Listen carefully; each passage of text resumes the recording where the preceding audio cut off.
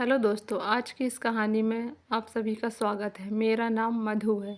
मेरी शादी को 8 साल बीत गए हैं। परिवार में 2 बेटियां पूजा और पिंकी के अलावा मेरा पति अमन है, जो बहुत सीधा और थोड़ा कम अक्ल का है। अमन मरियल देह का बहुत ज़्यादा मेहनती इंसान है। हमारे घर के सामने हमने ढाबा खोल रखा था, जिस घर में मैं और मेरे पति दोनों ही रहते थे। ढाबे पर सुबह से रात तक कड़ी मेहनत से 2 पैसे कमाना और अपनी बीवी बच्चे का पेट भरना ही उसकी ज़िंदगी का मकसद था। जब कभी बारिश के दिनों में पास के ताल तलैया में मछलियां भर जाती, तब तो अमन की जीभ से लार टपकने लगती थी और वह जाल लेकर मछली पकड़ने अपने दोस्तों के साथ घर से निकल पड़ता था। गाँव में मजदूरी न मिलने पर वह कई बार दिहाड़ी मजदूरी करने आसपास के शहर में चला जाता था।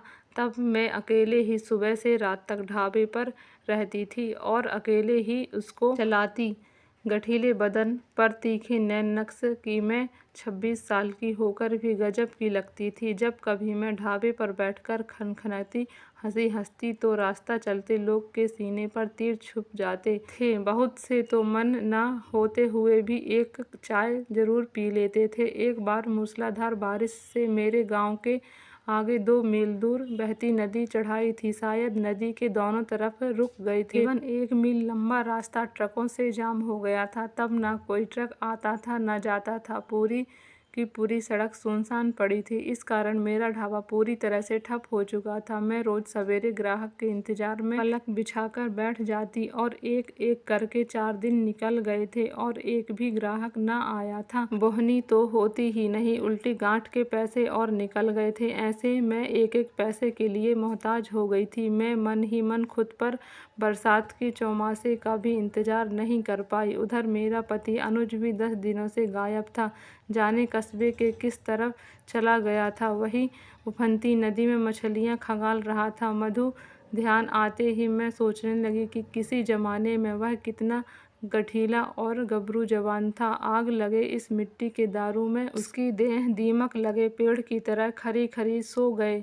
अब नशा करके आता है और उसे बेकार ही झकझोर कर आग लगाकर कुछ तो पटाखे की तरह हो जाता है और वह रात दिन भीतर ही भीतर सुलगती रहती। कभी कभी तो अमन खुद ही कह देता, मधु अब मुझ में पहले वाली जान नहीं रही तो तलाश ले कोई गबरू जवान जिससे हमारे खानदान को एक चिराग मिल जाए। तब मैं अनुज के मुंह पर हाथ रखती और नाराज होकर कहती कि चुप हो जाओ, शर्म नहीं आती ऐसी बातें कहते हुए। तब अमन बोलता, हमारे शास्त्रों में लिखा है कि बेटा पैदा करने के लिए घड़ी 2 घड़ी किसी ताकतवर मर्द का समय लेना कोई गलत नहीं होता। कितनों ने ही किया है, पड़ोस में पूछ लेना। मैं सिर अपने घुटनों में रखकर चुप रह जाती थी। सड़क का रास्ता रुके हुए 6ठा दिन था कि रात के अंधेरे को चीरती एक टार्च रोशनी मेरे ढाबे पर पड़ी। मैं आंखें मीचती हुई उधर देखने लगी। पास आने पर देखा कि टार्च हाथ में लिए कोई आदमी ढाबे की तरफ चला आ रहा था।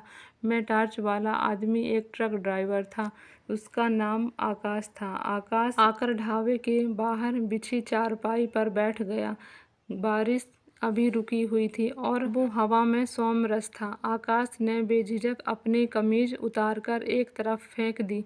वह गठीले बदन का मर्द था। रात में बल्ब की रोशनी में उसका गोरा बदन चमक रहा था। बेचैनी और उम्मीद में मैं खड़ी थी और से उसे ताक रही थी।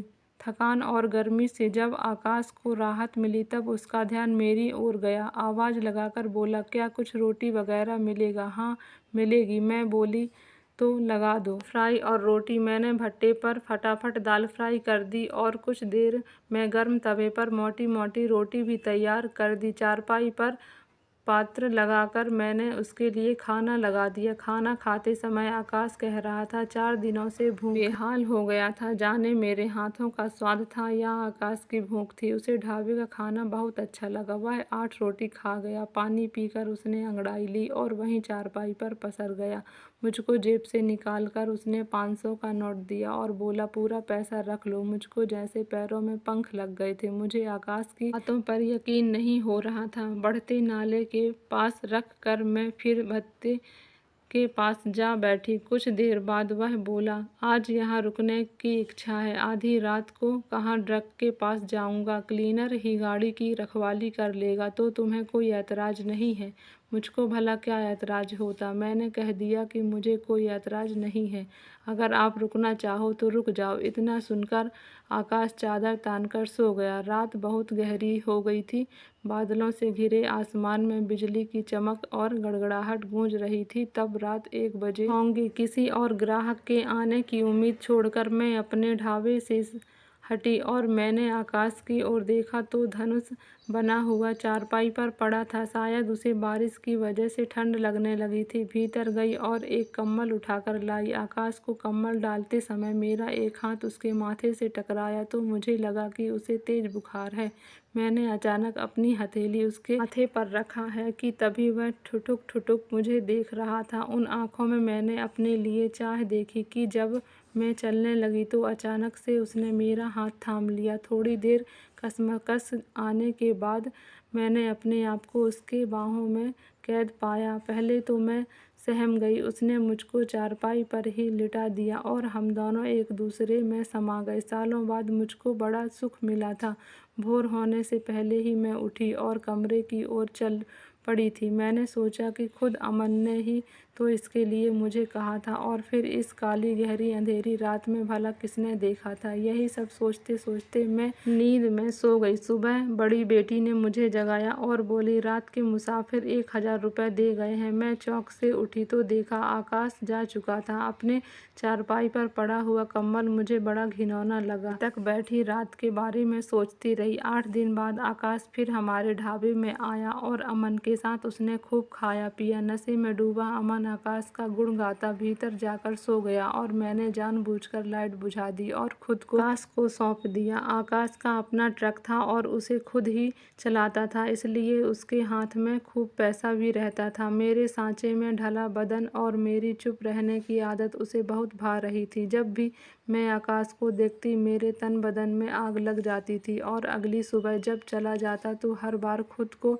मन ही मन में कोसती रहती थी। आकाश के कारण हमारी बिगड़ी हालत सुधरने लगी थी।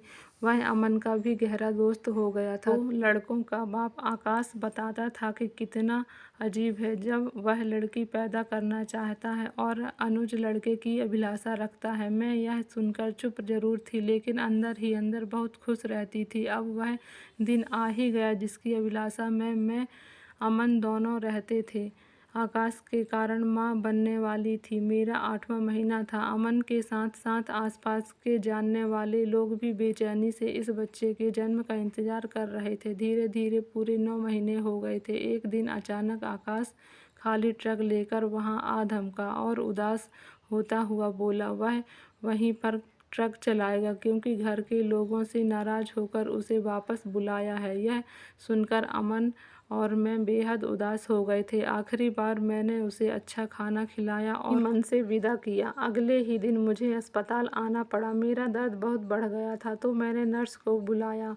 आनन फानन मुझे भीतर ले जाया गया।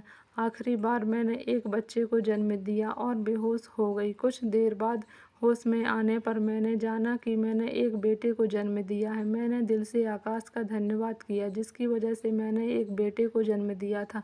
तो दोस्तों, कहानी कैसी लगी? अच्छी लगी हो तो लाइक शेयर और सब्सक्राइब ज़रूर करें। धन्यवाद।